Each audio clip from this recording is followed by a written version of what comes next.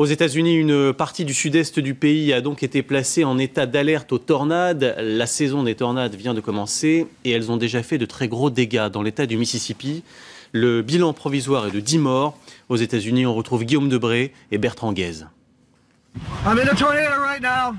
Des vents tourbillonnants de près de 250 km/h, un diamètre large d'1,5 km.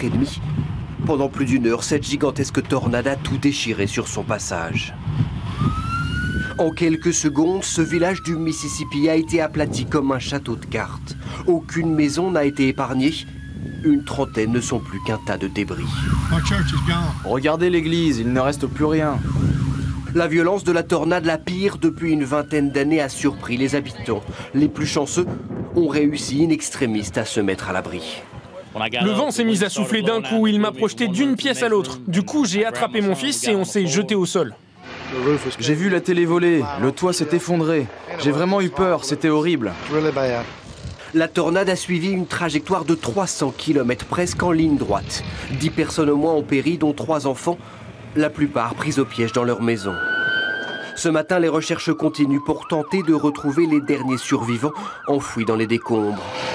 La garde nationale a été mobilisée pour prêter main forte aux secouristes, mais pas seulement. Nos militaires sont présents et tous armés.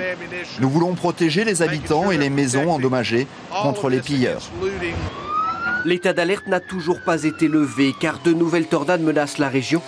Selon les autorités, elles devraient frapper dans quelques heures sans que personne ne sache où exactement. Autre image impressionnante en Asie cette fois, un gigantesque incendie qui s'est déclaré dans les bidonvilles de Manille aux Philippines. Plus de 300 maisons ont brûlé, 7000 personnes sont à la rue.